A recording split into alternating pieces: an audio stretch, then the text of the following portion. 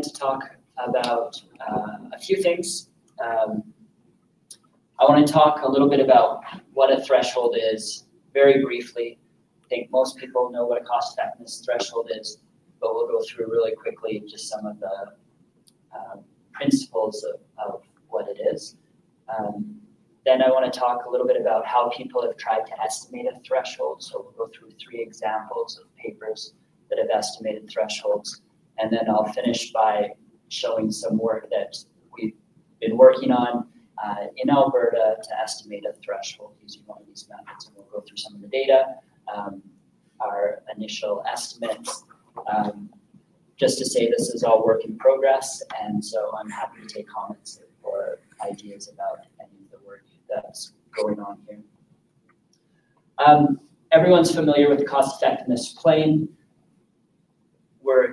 When we look at cost-effectiveness, we're interested in the effect, which we have on horizontal axis here, and the costs on the vertical axis. We know that things that are more costly and less effective are not good. We do not want to do this, and therefore we prefer the old treatment to anything that falls in this area compared to the origin where we have our old treatment. It's another easy decision if something is more effective and less costly. We clearly want to do that new thing. And we have a difficult choice between less costly and less effective and more costly and more effective. How do we know when to choose something, if it's more costly and more effective? So this is normally the quadrant we're in, and we're usually making choices between more costly, more effective new treatments.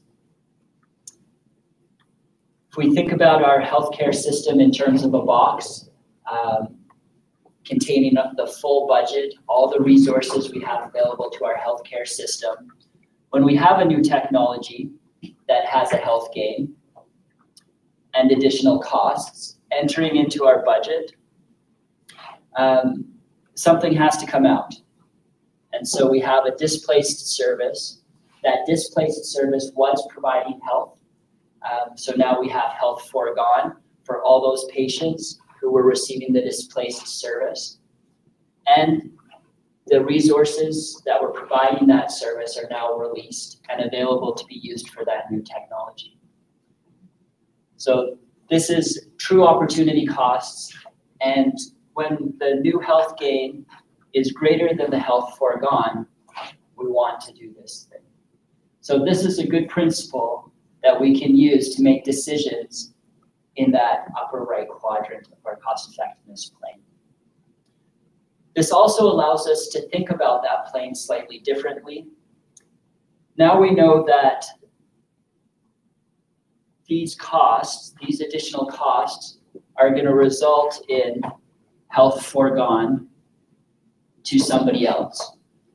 So now these additional costs equal health foregone, and we can put on that axis the health gain from the new treatment and the health foregone from the old treatment. So let's look at that axis now.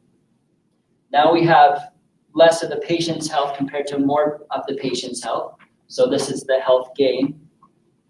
And then the health foregone, less of someone else's health. So when it's more costly, there's less of someone else's health compared to more of someone else's health.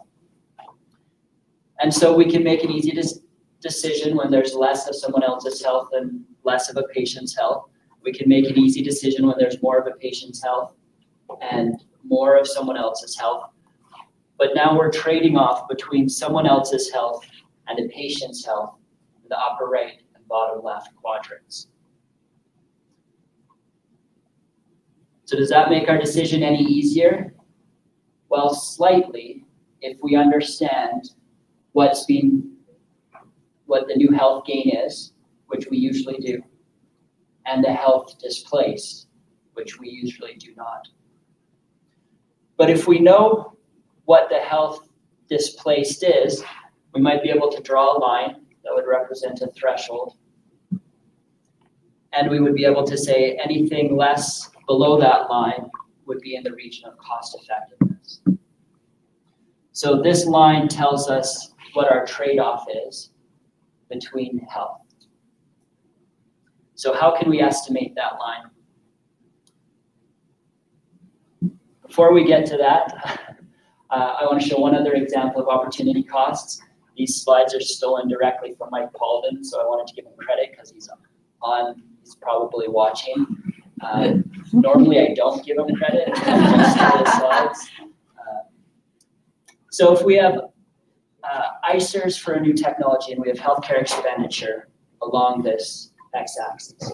So what we're going to do is we're going to rank all of our treatments available to our system by their ICER, by their incremental cost effectiveness ratio. And this is the healthcare expenditure. So the width of each of these bars determines how much cost out of that technology is going to take up. And the height of it determines its ICER. So we have a whole bunch of things, and we have a budget. So unfortunately, our budget is too small to cover everything. So we want to cover all those things that are the most effective up to our budget.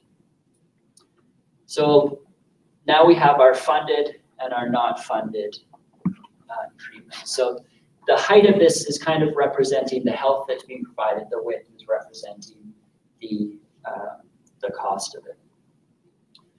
So the lower the height, actually, the more health that's being provided by this treatment. And a new technology comes along. It has a lower ICER, but it's going to add new costs to our budget. And we can slide it into our treatments where it lines up, and it's going to push out this displaced treatment.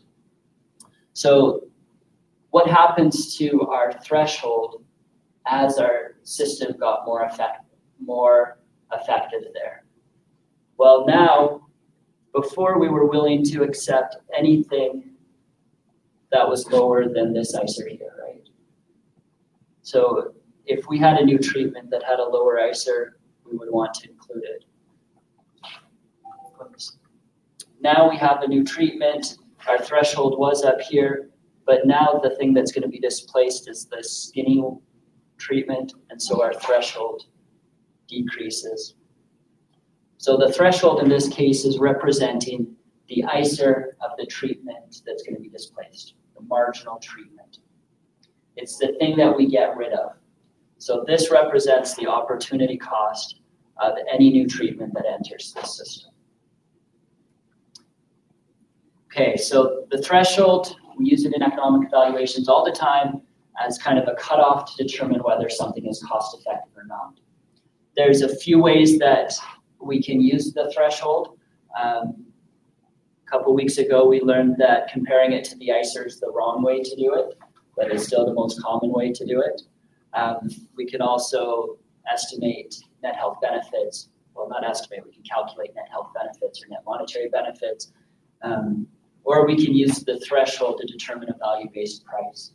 So we can find the price at which a treatment meets the threshold. So there's a number of ways that we use the threshold to determine whether a treatment is cost effective. So why have a threshold? Well, as we showed, there is difficult decisions to make in the upper right and bottom left quadrant.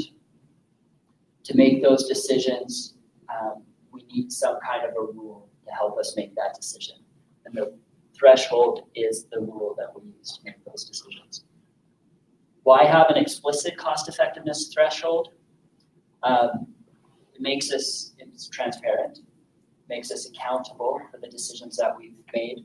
But it also sends appropriate signals to those who might invest in our system to tell them the likely profit that they can gain from the system. It helps them to know what our system expects and what they need to meet to be able to be part of the system. So having an explicit threshold is advantageous for everybody involved, except for anyone who might have to be elected based on the decision that they made. Maybe. So there are times when it's easier not to have an explicit decision being made, because then you don't have to explain, or you don't have to give the real reasons that you've made certain decisions. Okay, so I want to talk about 3 ways to estimate a threshold that have been used. The first is to infer a threshold from past decisions. So basically, we have a number of treatments that we're using in our healthcare system. If we've said yes to that, maybe we will say yes to anything else that's equally cost effective, or at least as cost effective as the things currently in our system. We could try to estimate the value of what gets displaced. So with that bookshelf example that I showed you, you can try to estimate the ICER of the marginal technology. Or we can try to estimate the relationship between changes in expenditure and changes in outcomes. I'll explain this one a little bit more in a minute. So people have tried to estimate a threshold based on decisions that have been made in the system. So the National Institute of Healthcare and Excellence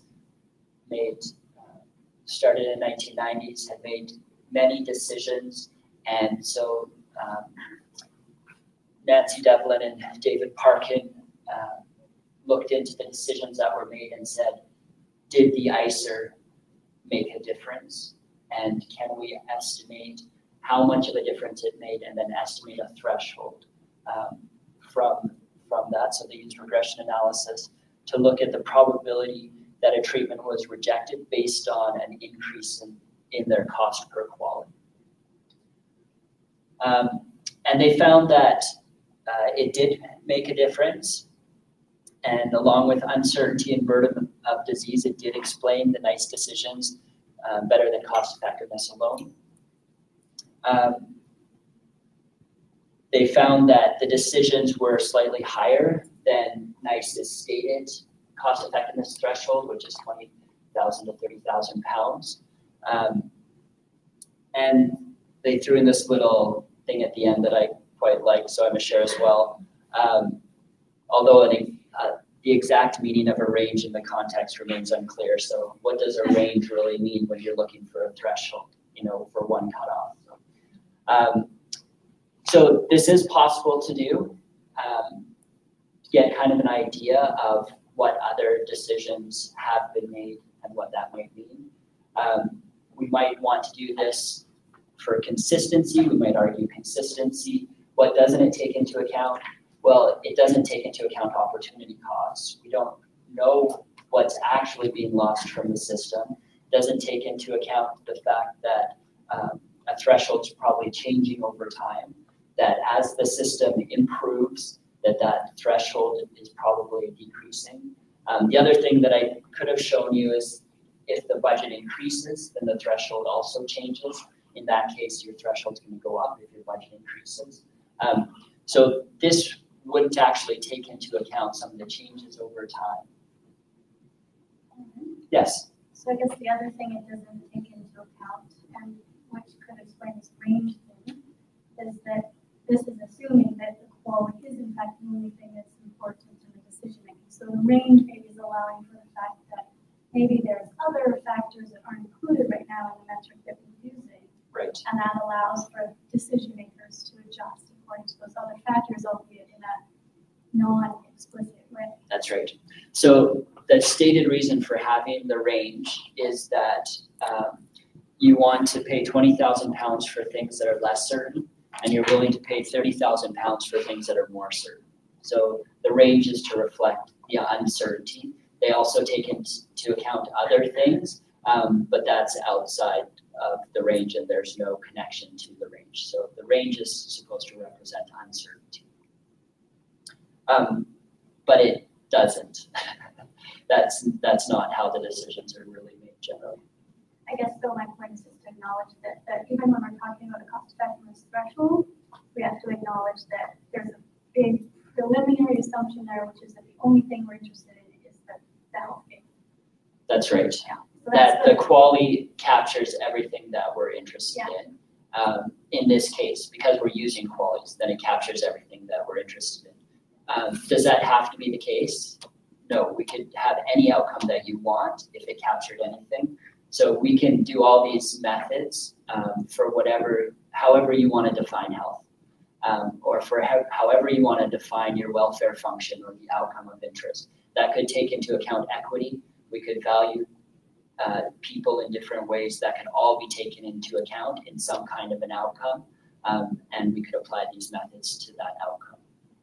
Yeah, I guess the other thing just to bear in mind, because I think on paper and when you walk through the examples, there's logic, right?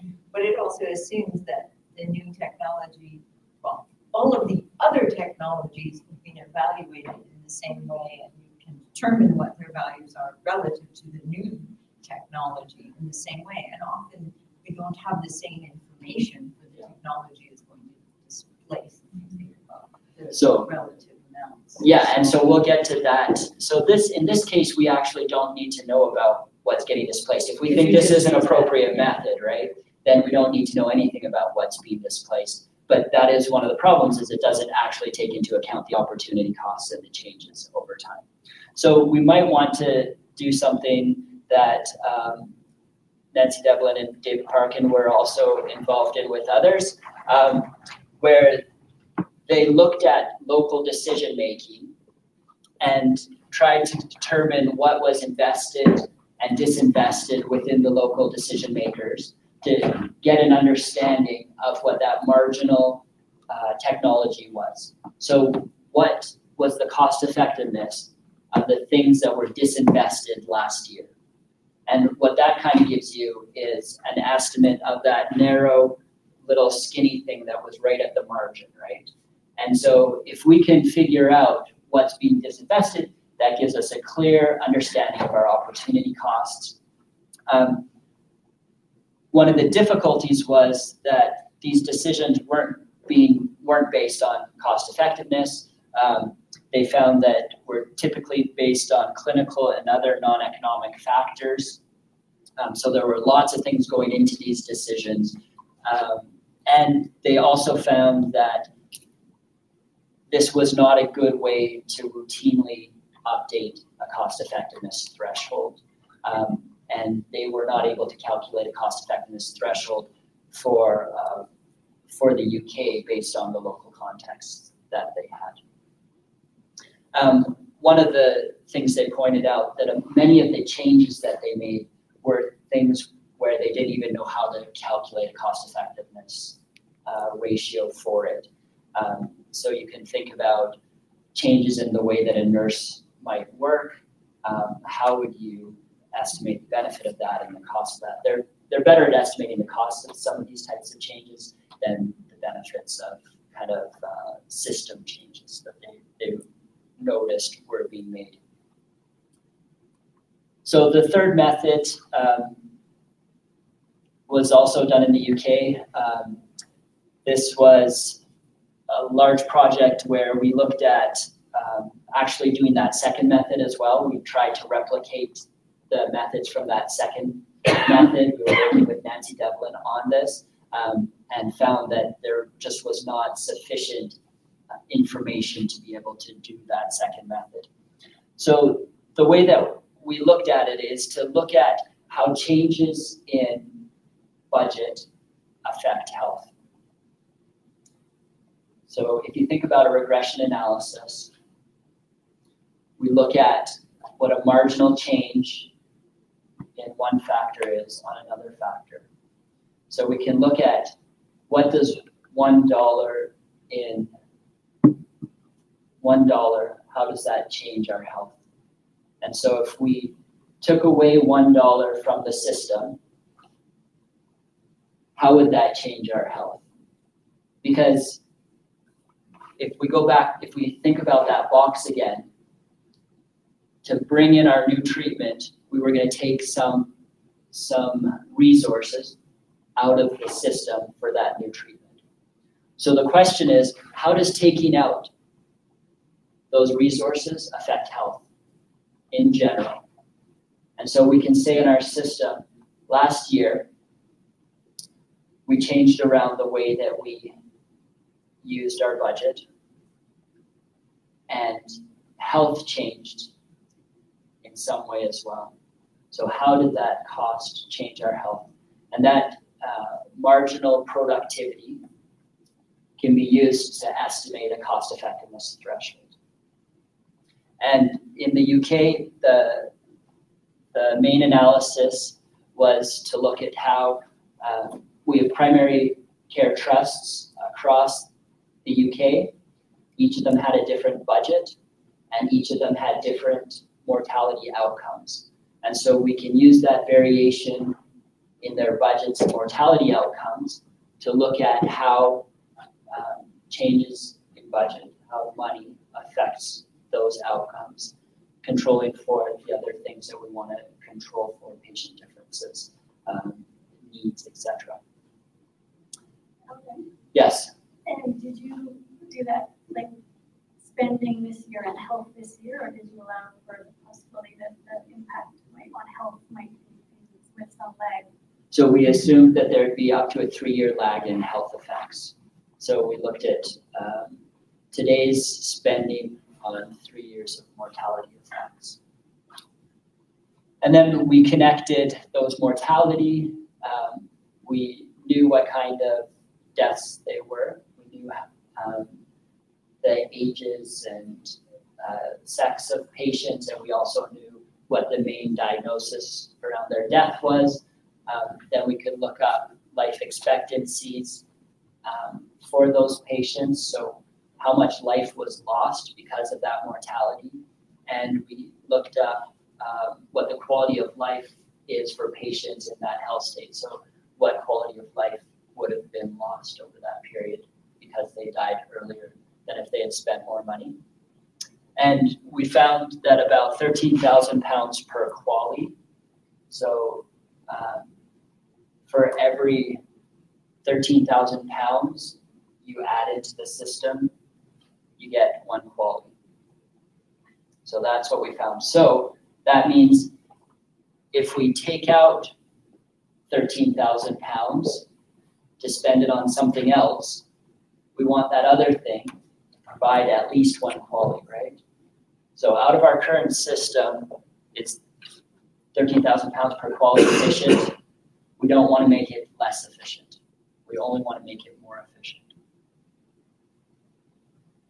And taking into account some of the uncertainty, we estimated that the threshold, there's an 0.89 probability that the threshold was less than £20,000 and a 0.97 probability that it was less than £30,000. So in Alberta, we wanted to use those kinds of methods to do something similar. We're very fortunate to have quite good data in Alberta. And so this was our team from University of Alberta. We had Mike Paulin and Chris McCabe, Petros from University of Toronto, Stafford Dean. And we worked with a cancer specialist, Anthony Fields. And this was funded by CIHR. We had lots of data between 2005 and 2013. These were all patients that had at least one ICD diagnosis of cancer. We had 283,000 patients, and we had lots of different variables on demographics. We had all of their patient-level costs per year. We knew when they died, and we knew all their diagnoses as well. We knew everything since their first diagnosis. Actually, what we did is it's any patient who is diagnosed with cancer, then we took all of their diagnoses and data prior to their diagnosis of cancer that was available as well, and then everything after their diagnosis of cancer. Costs included emergency department, inpatient, specialist, general practice, and urgent care center costs. This is where we expect most of the costs in cancer to come from. So we don't think there's a lot of out-of-pocket prescription costs in cancer, for instance. Most of those are covered.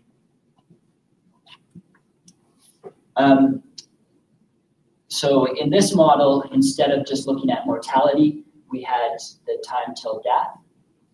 So we could use time to death as our dependent variable, and our explanatory variable was the average annual cost since diagnosis. We controlled for age, sex, total number of ICDs, number of distinct ICDs, a low survival variable, which Dr. Fields came up with for us. So we looked at all the different cancer ICDs and said, which of them have a very low survival? And we grouped all those together to try to connect them together, and we'll show you how well that worked. It didn't work very well. We have data on material deprivation quintiles, social deprivation quintiles, and then there's 1,982 different ICDs that they could have been diagnosed with. We use accelerated failure time models because of the high censoring. We looked at 3 distributional assumptions: Weibull, log, logistic, and logistic. We trained the models on about 2/3 of the data, and then we validated it on 1/3 of the data. And we tested the model diagnostics with Bayesian information criteria, mean squared errors, and area under the curve. To estimate the health-related quality of life, we had hoped there is some data in Alberta collected on patients' health-related quality of life. There's the Canadian Community Health Survey, and there's an Alberta survey as well. Unfortunately, we were not allowed access to that data. So what we did is we looked at a study by Patrick Sullivan, who had, with MEPS data, he had ICD-9s, and he was able to give EQ5D to, I can't remember how many thousand different patients with lots of different ICD-9s, and then they come up with a regression analysis to look at the effect of different ICDs and different diagnoses on patients' health-related quality of life. So we used that algorithm developed by Patrick Sullivan and his group, and we applied that to the diagnoses of each of the patients. We came up with an average health-related quality of life for each patient of 0.654, which was very similar to what Claxton used, which was 0.66. One of the things that we can capture is any benefit in health-related quality of life. And Claxton had the same problem. And in cancer, they assumed a 3% improvement in health-related quality of life. So for every life year gained, for every quality gain, they assumed that 3% of that improvement was from their health-related quality of life as opposed to extending survival. So the idea here is that in cancer, most of the benefit comes from extending someone's length of life, and it's not actually about improving their quality of life. So we looked at 2 different populations. We looked at one population that had 1 cancer ICD, and then we looked at a population that had 2 cancer ICDs in a single year. So the sample size was, for the training set, was 150,000 here. We validated it in 133,000. Smaller population that had 2 ICDs in the same year, so almost 45,000 and 22,000. So we can compare across these 2 populations, and we see that they're fairly similar across the populations. The 2 cancer ICDs had a slightly higher average age. They were usually diagnosed more recently, so 2009 versus 2007. Their average total costs were slightly more expensive than those that only had 1 ICD.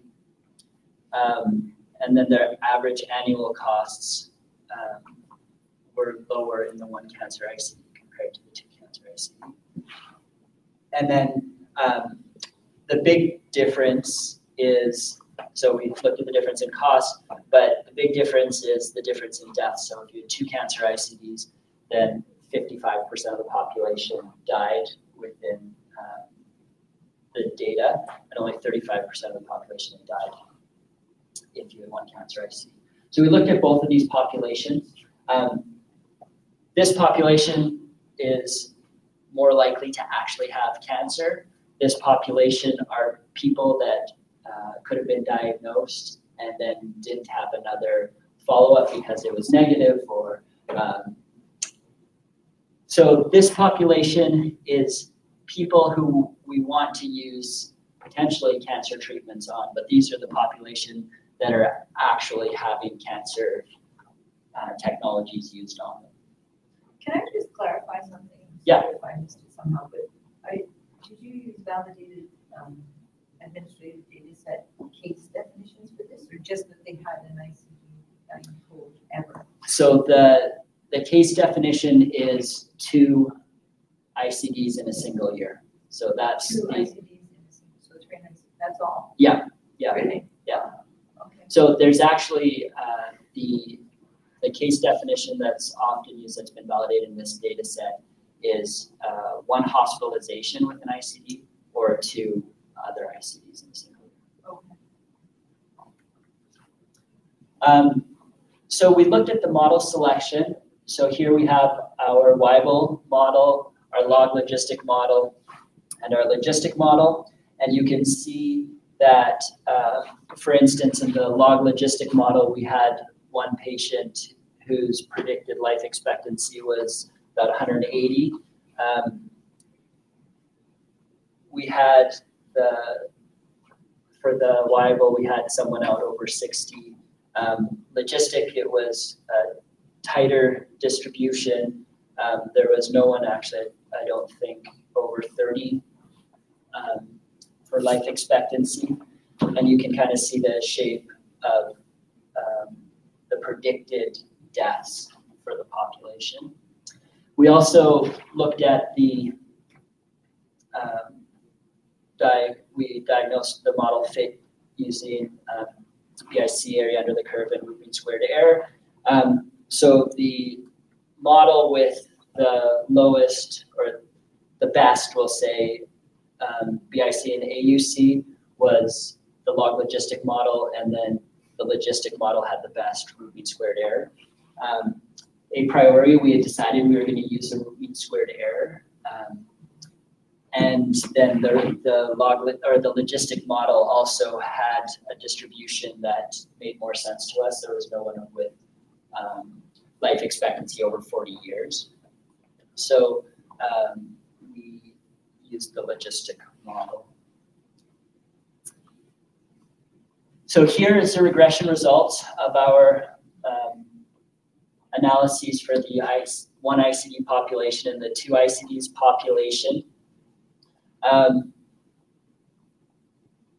These coefficients don't mean a lot. We're going to estimate elasticities from these in a second, but a positive coefficient means that it increased life expectancy. So, and a negative coefficient suggests it decreases life expectancy. So that's important here for low survival, where it has a positive coefficient, but we would expect low survival to have a negative coefficient, so that didn't work in the way that we thought it was going to. One of the problems with having so much data is everything is statistically significant at 0.05. But we have average cost is statistically significant. With the 1 ICD population, it's higher than the 2 ICD population. And that's all I'll say about that. So this is our explanatory variable. It's the average cost, and then everything else were our control variables. So we take these coefficients and we estimate elasticities. So I'll show you how we do that in a second. Before we do that, though, there's one issue that we have with this type of data, endogeneity. So I want to just explain endogeneity and how we looked at that and tried to control for that. So a standard regression assumes that regressors are uncorrelated with the error term. So we have this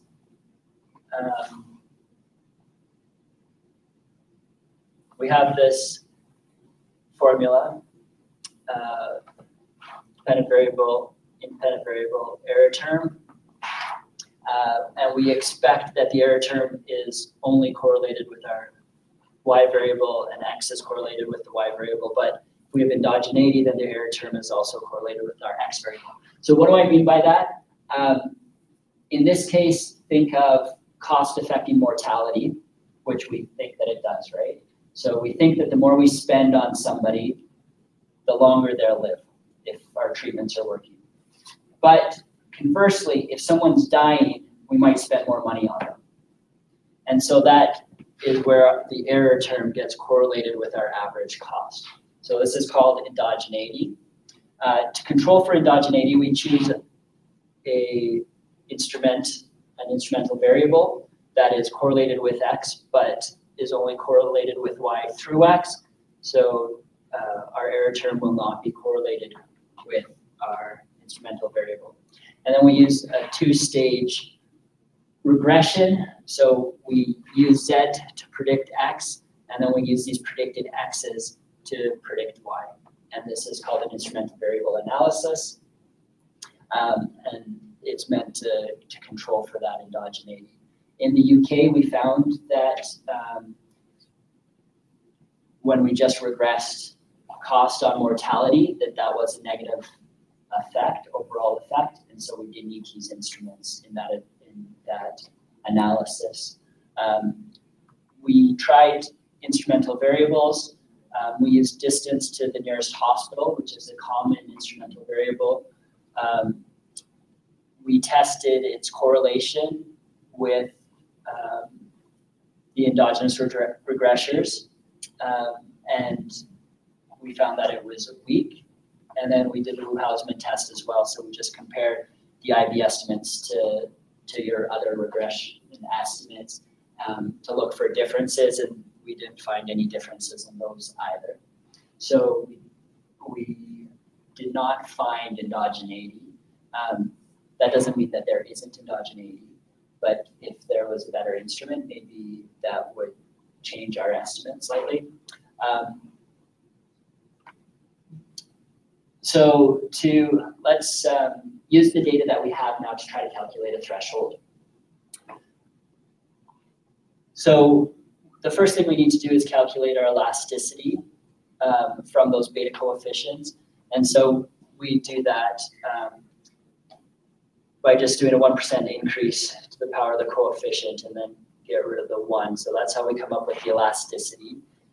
We have average life expectancy for both of the populations and average costs.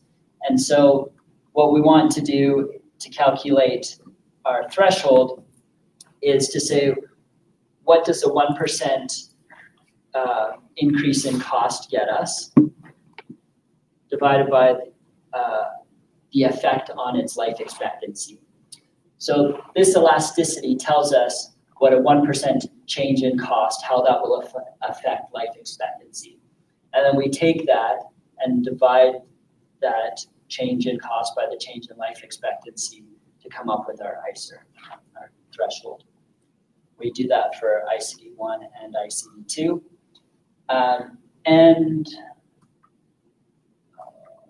Okay. Yeah.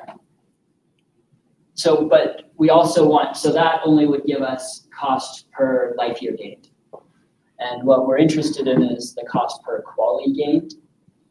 So we want to incorporate the evidence that we have on the average utility and a potential change in the utility due to changes in costs as well.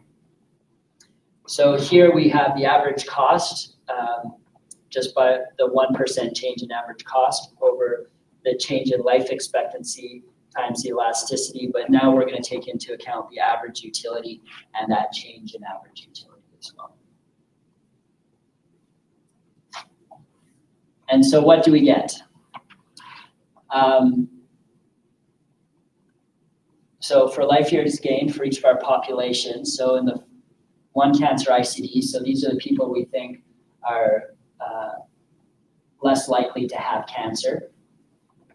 It was $8,000, almost $9,000 per life year gained. And in the population where we were more certain that they had cancer, it was $48,000 per life year gained. And using the utility estimates that we have as well, we calculate almost $13,000 per QALY versus $72,000 per QALY.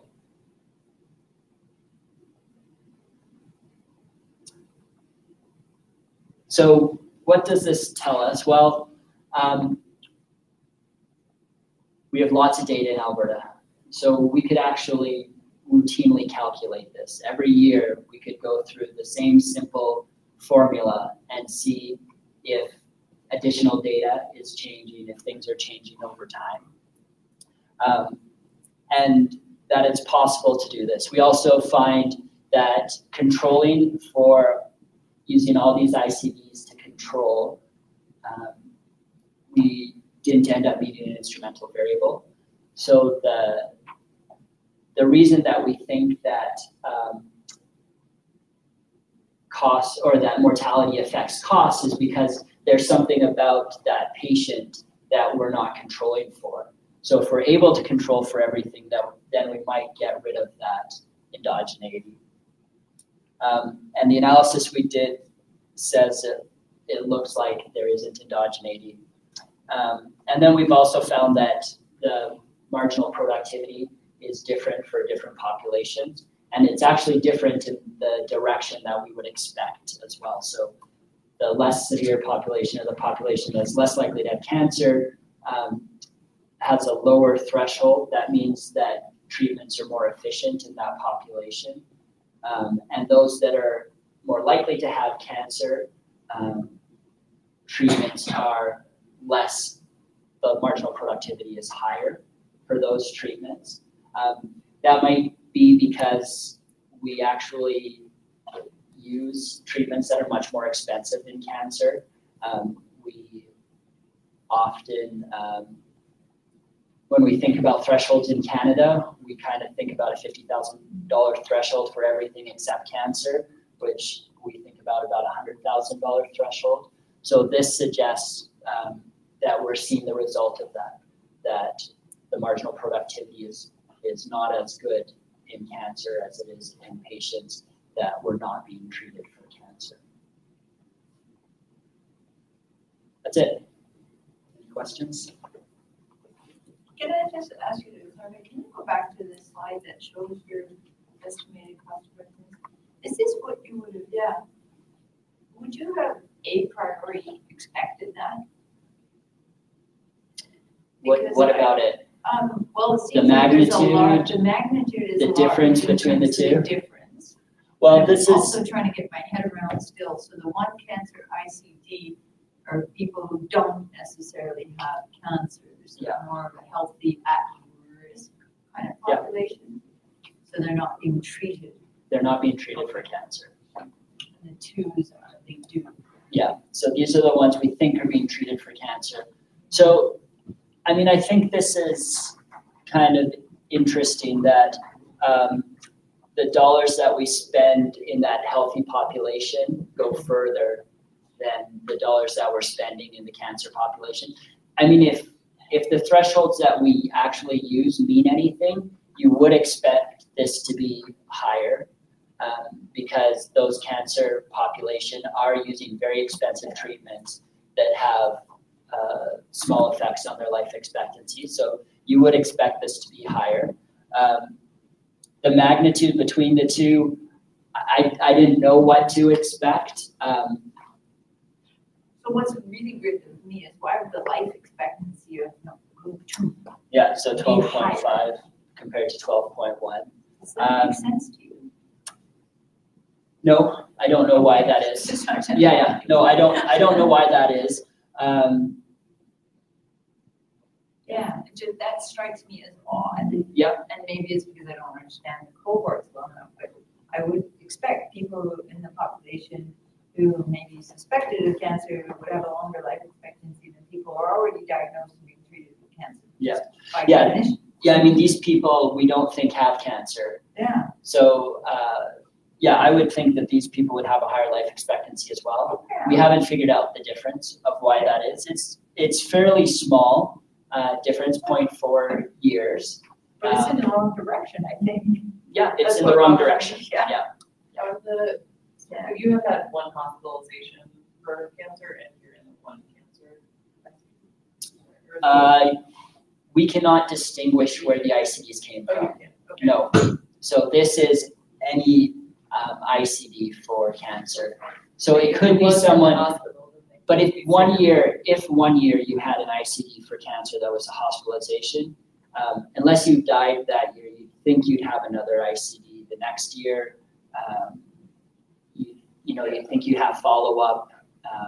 If you're getting treated for cancer, you're usually getting multiple ICDs. So.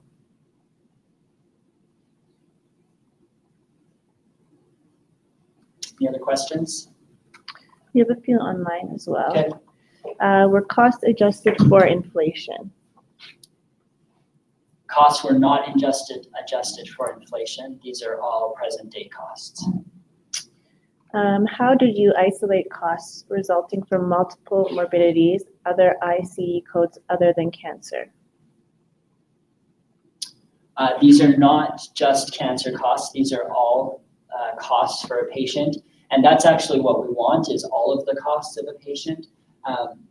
We want to know for a patient who has cancer, we're going to spend some things for their cancer, some things for their asthma, some things for heart disease.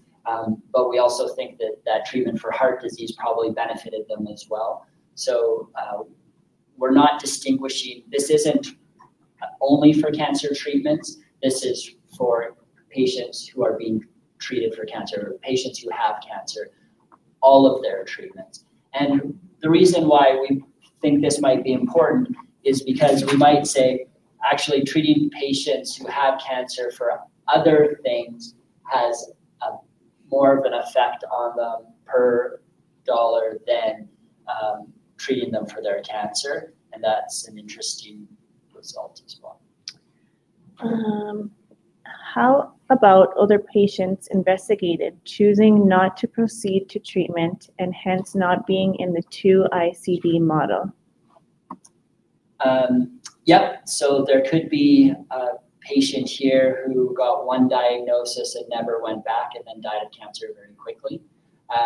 They would have very low costs, but that probably isn't good for their qualities.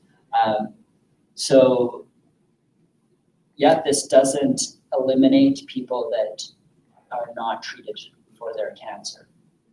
But so this is people who we think have cancer, but also people who we think are being followed up for their cancer as well. I guess much lower elasticity for 2 cancer is a driver of higher ISIS/quality.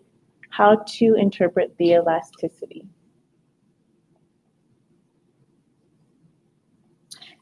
Yeah, so exactly, the lower elasticity, so you can see that,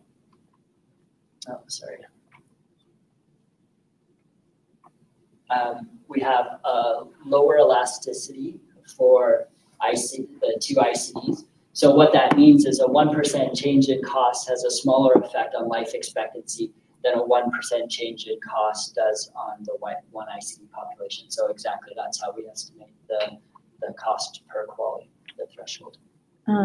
What does plus 3% in the model results refer to? So this plus 3% is an assumption that we carried over from the Claxton work that says that 3% of the improvement in a quality is from a change in utility.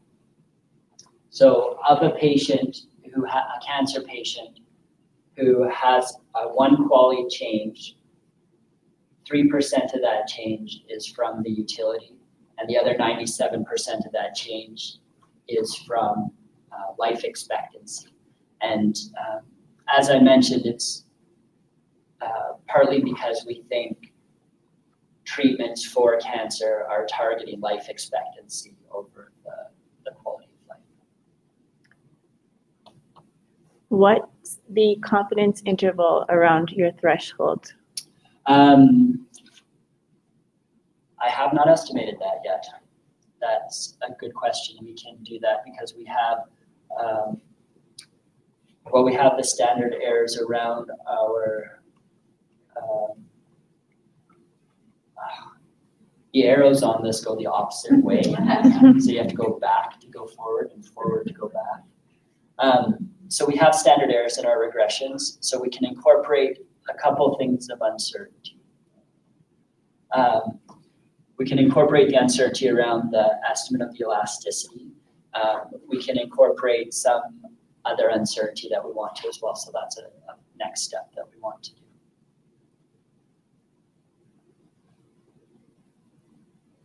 Yes, Raymond.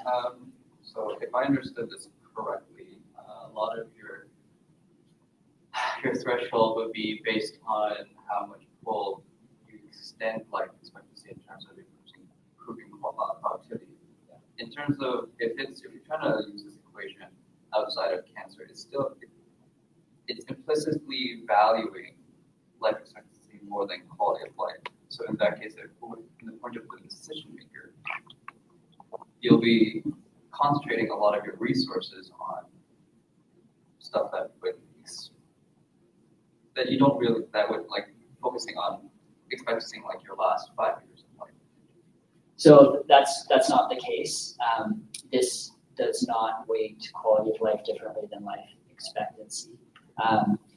What it does is the elasticity is based on life expectancy, but then we incorporate a benefit based on the disease. So in cancer, we used 3%. For other diseases, we assumed that there was a larger quality of life effect from treatment, and so there's different percentages for different diseases. Any other questions? No. Okay, thank you.